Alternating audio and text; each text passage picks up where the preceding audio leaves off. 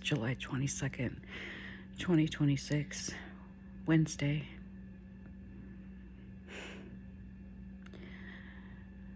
I was excited to be home this morning. I normally spend the night at my brother's house on Tuesday, but they're doing weatherization on my home. The underneath the floors is getting plastic, and I've been on this waiting list for like over 9 years. So it's something I've waited a long time for, and it came at a good time. But I was I was like, oh, well, I have to be here to let them in. What can I do on Wednesday morning? And the first thing I wanted to do was make Kahlua marshmallows. I wanted to make a batch of Kahlua marshmallows that I could later dip into chocolate, maybe sprinkle some chopped nuts or do something fancy schmancy, and share them with my coworkers, and especially Ella and Vance, all of my coworkers, Chris Poor, Shauna, everybody.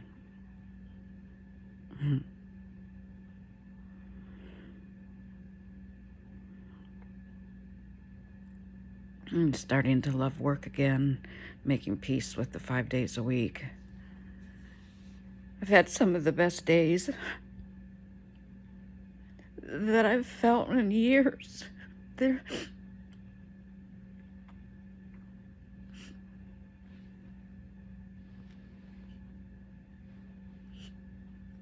was 3 days this month that I felt so good that it's like I feel 20 years younger. It was like all the pressure and pain and everything I was feeling was just gone. It's like I just woke up one day and the clouds parted, and it's like, okay, I'm back. Okay, let's just hold on to this. Let's just hold on to this.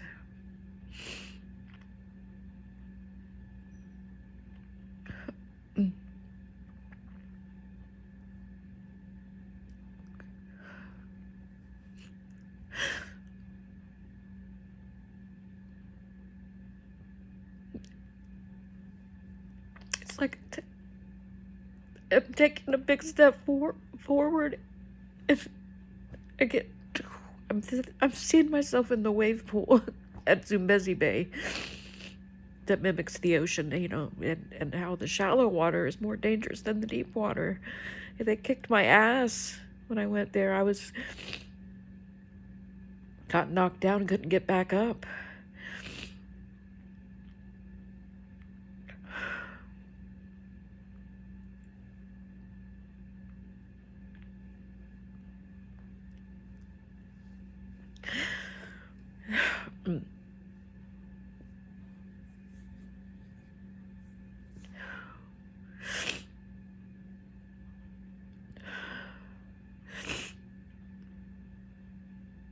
The weather too, it's changing. I felt like it was fall. It's July, but I felt like that there's a feeling that comes into the air, and I remember as a child, I knew that it was fall was coming, and that meant woodwork. We're gonna have to start chopping firewood to stay warm in the winter. There's just a certain smell to the air. It was always after summer, after a long hot summer, playing in the creek, swinging on a swing set, trumpet. Well, we didn't go in the woods too much in the summer. There were snakes and bugs and too many leaves. It was when the leaves fell off the trees that we were allowed to explore the forest, because it was a less chance of us getting lost and a better chance of us getting found without the cover of all the green,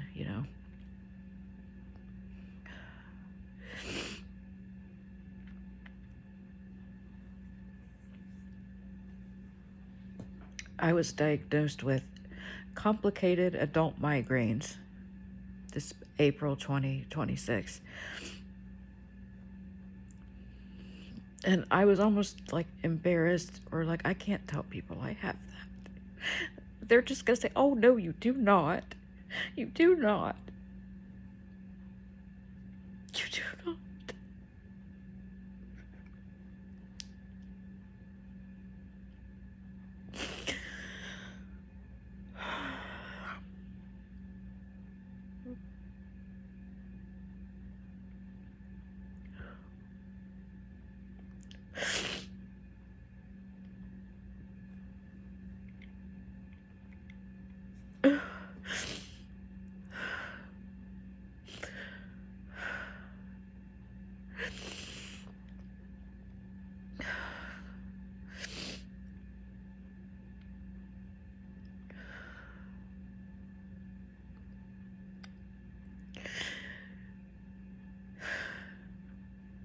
I was starting to see connections to like, where do migraines come from? What is a migraine? What is it? What does it mean? What is the difference? What is this? What is that? And I've had to keep track of. It's like watching myself. Every action I take, what do I put in my mouth? What do I, and really like taking accountability for it. And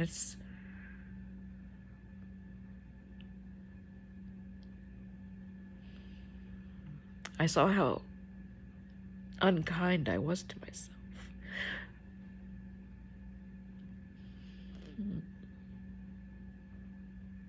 And how, like my mother, food was my drug. I started noticing how I'd angry eat. When you chomp through chips or celery or carrots, it's apple, it's like still,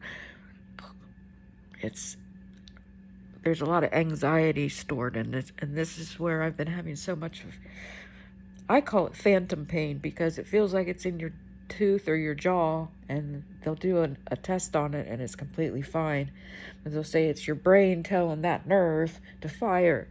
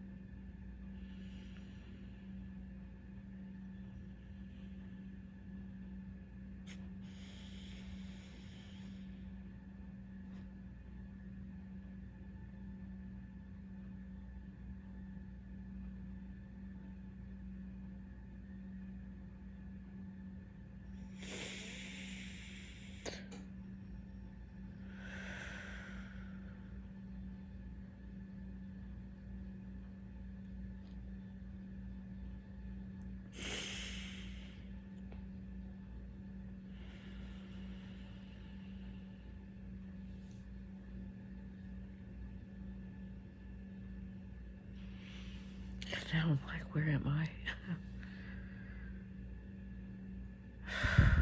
And I just get exhausted. I feel like I've been on an airplane for 5 hours. It's like I'm in jet lag. Like, I mean, you could see it in my face. I can't fake this face. I've seen pictures of my face progressively. This eye automatically closes. My eye doctor did find that this eye is overcorrecting. It's always trying to look up or down at one of the two. So there's like a muscle imbalance. So I'm thinking, okay, I'm going to get my new glasses and I'm going to be good as new. I've been enjoying life again after unplugging, powering down, disconnecting.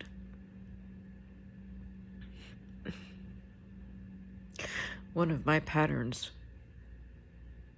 with dating and men that I'm attracted to, you know, you try to see what's the common thread, you know, kind of like when you're comparing religions, you know, like what's the common thread, what's going through,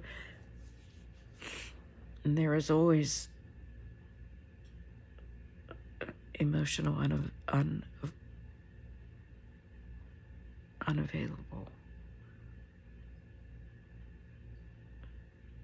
emotionally unavailable.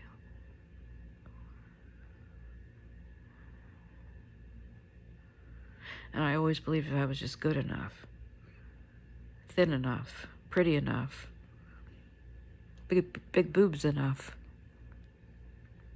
tan enough, if I just had green eyes, if I was just a little shorter. I wanted to be a shorter girl.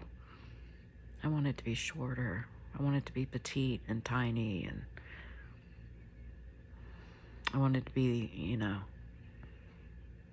I think I wanted to be more childlike and remain a child and be loved like that, loved as my free spirit was. I was afraid of growing up because I saw what it did to my mom. I love my mom, and I always said I wanted to be just like her, but she was never happy. Rarely happy, not never. Rarely. Her happiness was very fleeting. And I felt like I was constantly trying to light that fire and make her smile, make her laugh, make her want to be there.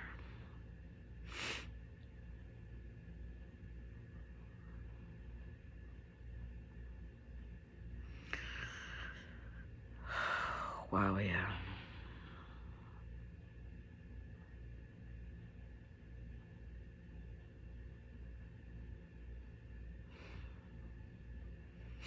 The neurologist said when the brain goes through trauma,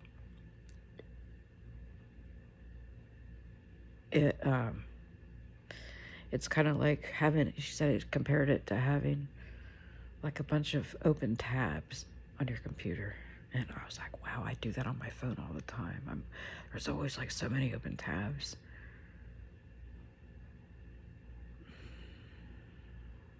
And I think I compare migraine to a storm. It feels like a storm, you know. It doesn't happen all at once. You can't completely predict it. Sometimes it looks like it's going to storm and it doesn't. I mean, I've kicked migraines in the ass, several.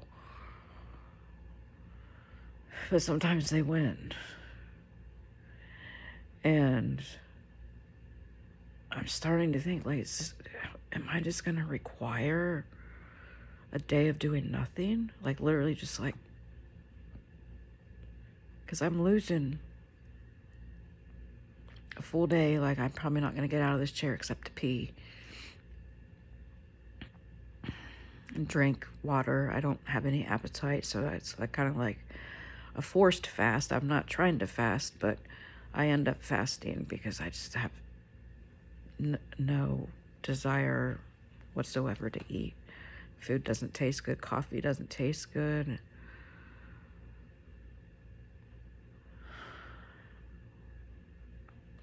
it's like, I describe it like my nervous system is going haywire. Like, when I gave birth, I had spinal morphine, where they inject morphine in your spinal column, and they said it doesn't block the pain.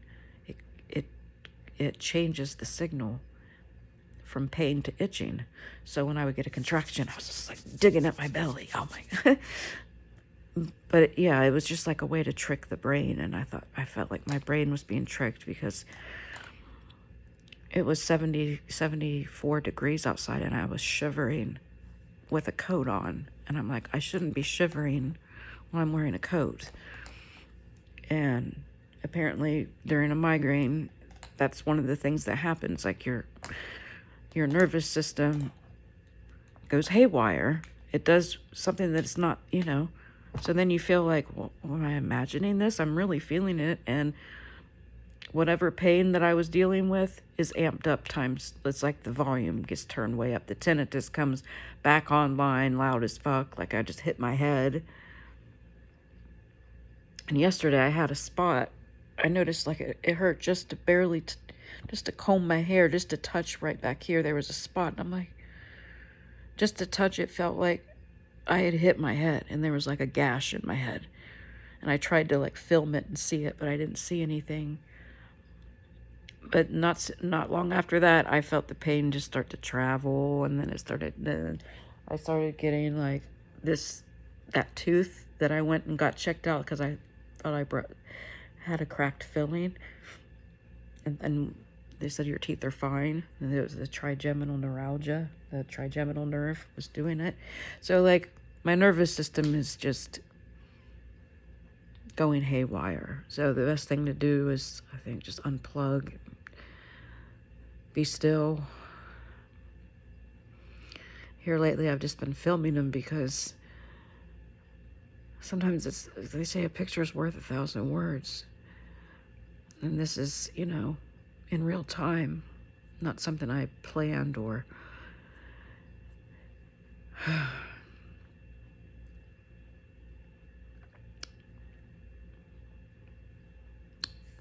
but I'm gonna go ahead and shut this off and give it a watch. That kind of gets me back into myself. I'll probably have some water, and it's like the head pain is worse, but I feel more relaxed, if that makes sense. Like I feel better because I cried. But anyway, I promise I'll be back soon. Okay, I love you. Bye.